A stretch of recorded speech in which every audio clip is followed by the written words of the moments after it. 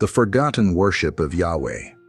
Before Israel's time, according to the Bible, before there was a nation called Israel, before there were tribes, kings, or prophets, before the 10 Commandments were etched into stone, there was Yahweh, the Eternal One, the God who spoke light into the void and breathed life into the dust. His voice was not confined to a mountain in Sinai or a temple in Jerusalem. It thundered over the whole earth, calling to hearts long before history wrote the name Abraham. I want you to picture it. A world fresh with morning dew from Eden's memory, where men and women still carried whispers of the garden in their souls. They didn't have scrolls or sanctuaries, but some remembered. They built simple altars out of uncut stones. They lifted their faces to the sky, not to the sun or the moon, but to the unseen Creator who made them. They worshipped not for ritual, but for relationship. But the centuries rolled on, and the name of Yahweh began to fade. Nations rose and fell. Pride built towers higher than faith. Idols replaced the invisible one. Yet through the noise of a world forgetting its maker, there were still those who knew. Noah, standing alone against a flood of wickedness. Melchizedek, blessing Abraham in the name of God Most High. Job, declaring, I know that my Redeemer lives without a temple to stand in. This story, this forgotten worship, is not about a religion being born, but about a relationship as old as creation itself. A relationship that began before Israel ever existed, and still stretches out to you today. And if you lean in, you'll hear it. The same voice that called to Adam in the cool of the day is still calling now. Number 1, in the beginning, the Creator known to all. In the opening breath of Scripture, before there were divisions of people, languages, or borders, there was simply God and the world He made. In the beginning, God created the heavens and the earth. These words are more than an introduction to the Bible. They are the opening note of the world's first song of worship. Every sunrise, every wave, every heartbeat testified to Yahweh's power. Humanity's very first breath was drawn in His presence. Adam and Eve didn't need a priest to introduce them to God. They walked with Him. They spoke to Him as naturally as you and I might speak to a friend sitting across the table. Their worship was not structured around time slots or festivals. It was life itself. Obedience was worship. Trust was worship. Every moment was lived before His face. But the serpent's lie was the first false religion. It whispered that they could be like God without needing God. That single act of rebellion didn't just bring sin into the world, it fractured the pure worship that all humanity once shared. Shame replaced openness. Hiding replaced walking in the light. And yet, even after the fall, Yahweh didn't vanish into the heavens and leave them to ruin. His voice still reached for them. His presence still hovered over creation. The Creator was still known, though now humanity would have to choose whether to remember Him or forget. The first chapters of Genesis tell us that the knowledge of God was humanity's inheritance. No one was born into atheism. The Creator's fingerprints were everywhere. Even after Eden's gates closed, the world still had witnesses. Those who remembered the God who spoke, the God who walked, the God who loved first. Number 2, echoes of Eden. Worship in the first families. The story didn't end at the garden's edge. Outside Eden's walls, Adam and Eve began a family, and with it the first recorded acts of worship. Cain and Abel both brought offerings to Yahweh. Grain from the field, lamb from the flock. They had no written law telling them to do this, no Levitical system, no temple. This was worship from the heart, an echo of the life their parents had once known in the garden. Abel's sacrifice pleased God, not because the meat was better than the grain, but because Abel's heart was pure. Cain's offering lacked the faith and surrender God desires. From the very beginning we see the truth. Yahweh is not moved by empty gestures, but by hearts fully given to him. Then, generations later, something remarkable is recorded in Genesis 4:26. At that time, people began to call on the name of the Lord. This is centuries before Abraham's call, before Moses' staff, before Israel's songs. People were gathering, perhaps in small family groups, perhaps at altars under the open sky, to invoke the name of Yahweh. They remembered, they spoke his name, they sought his face. This was worship without a nation, without a sanctuary, without a priesthood. It was the raw, unpolished cry of humanity, reaching for the God they once walked beside. The same God who clothed Adam and Eve in mercy was still near, still listening. The knowledge of Yahweh had not yet been lost. It was living, passed from parent to child, whispered at night, spoken at dawn. And even though sin's shadow was spreading across the earth, those early worshippers carried a spark from Eden's flame.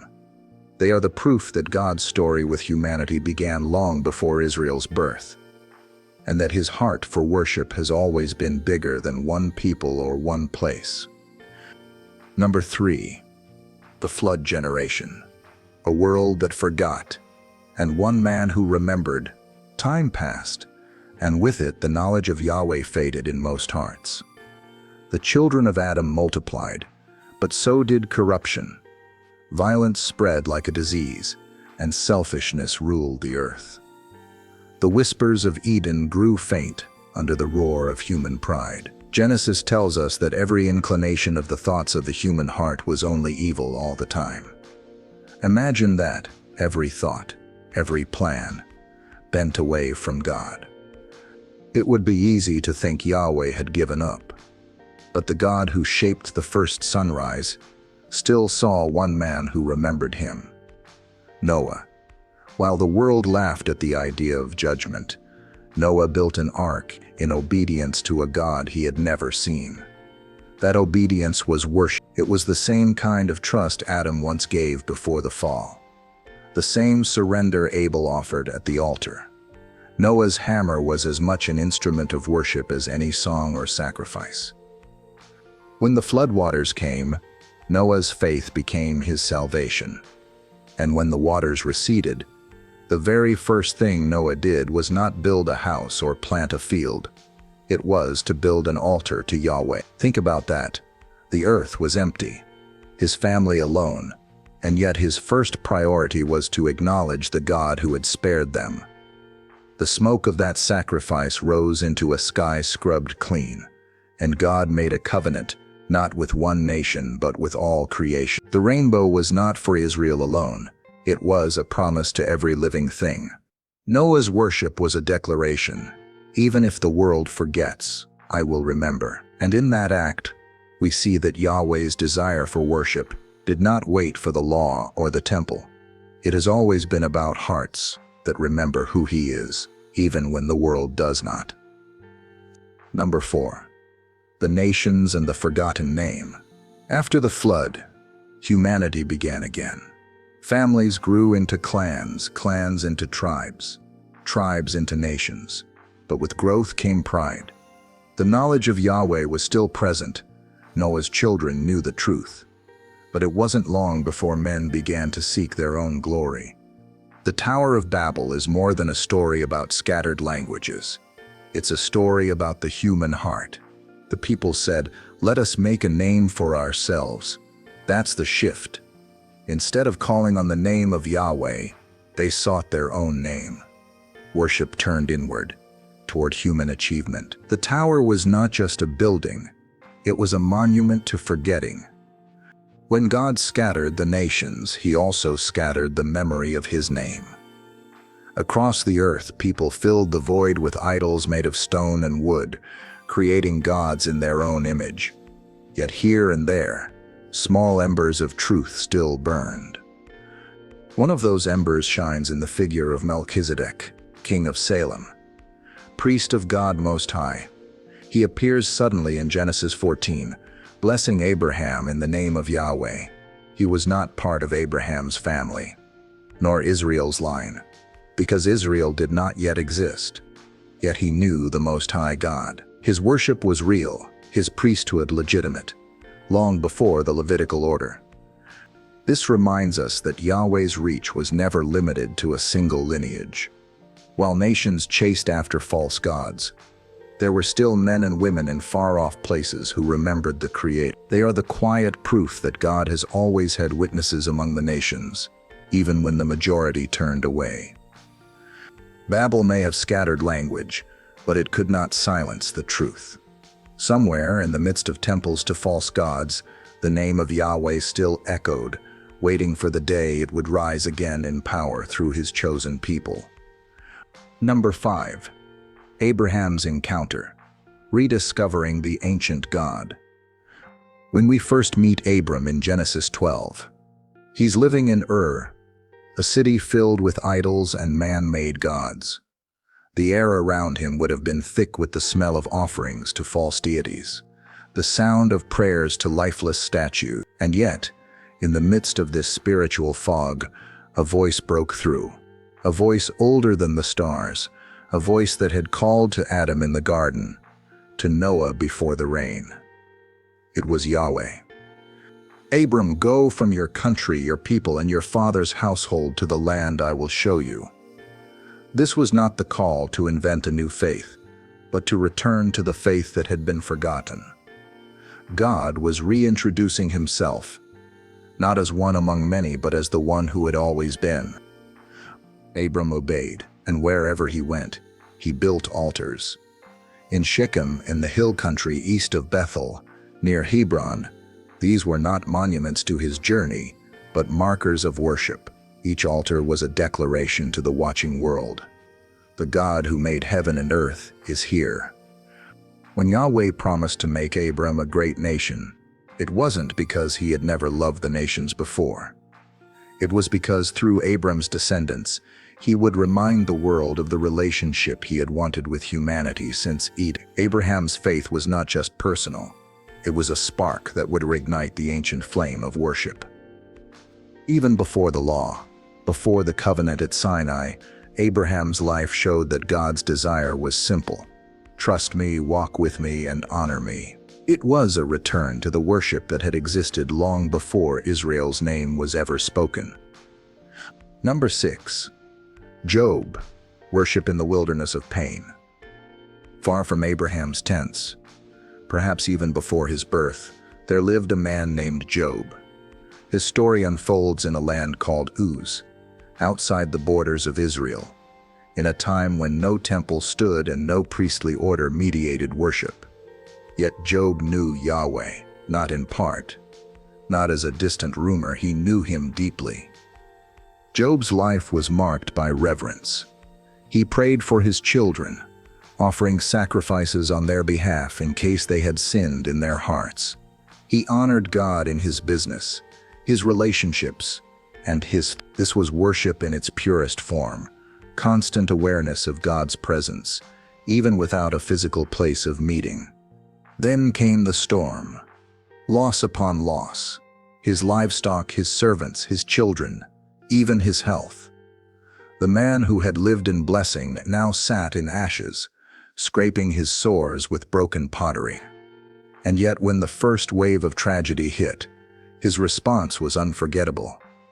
The Lord gave and the Lord has taken away. Blessed be the name of the Lord.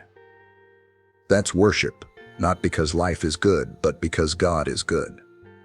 Job had no tabernacle, no Levitical priesthood, no festivals to guide his devotion, only the knowledge of Yahweh written on his heart. His steadfastness stands as a testimony that God's people existed outside of Israel's borders long before Israel's laws. Job's story proves that worship is not bound by geography, heritage, or ritual. It's bound to the heart that trusts God in both sunshine and shadow. And just as in Eden, just as in Noah's day, Yahweh was seeking hearts that would cling to him no matter the cost. Number 7. Lessons for today, returning to the ancient worship. Looking back over these stories from Adam to Abel, from Noah to Melchizedek, from Abraham to Job, We see a thread woven through history. Yahweh has always been seeking worshipers, long before Israel was formed. His desire has never been limited to a place, a lineage, or a set of rituals. His heart has always been for relationship. And that truth matters for us right now, because it means that worship is not about the perfect music set, the size of the church, or the eloquence of a sermon. It is about remembering the one who made us, choosing to walk with him when the world forgets his name, and building altars not of stone but of surrendered lives. The early worshipers didn't have everything we have today. They had no psalms to sing, no gospels to read, no cross to look back to. Yet they still lifted their voices, built their altars, and trusted the unseen God. How much more should we, who have seen the fullness of his plan through Jesus Christ, worship him with everything we are? The lesson is clear. Before there was Israel, there was Yahweh. Before there was ritual, there was relationship. And that is still what he's after today. Not just a Sunday service, but a Monday walk. Not just a song, but a surrendered will. Worship that begins when you wake up and lingers until you sleep. The forgotten worship of Yahweh is not gone. It is waiting to be lived again in every believer who chooses to know him personally, walk with him daily, and love him wholly. Conclusion: the God who was, who is, and who is to come. This story does not end with Abraham's altar or Job's ashes. It doesn't end at Sinai, or even at the cross. It stretches from the first breath of Adam to the final breath of the last saint on earth, and beyond that into eternity. Yahweh, the one who formed the stars, who spoke to Noah, who called Abraham, who heard Job's cry, has never stopped seeking hearts that will worship him in spirit and in truth. The worship before Israel was not about religion.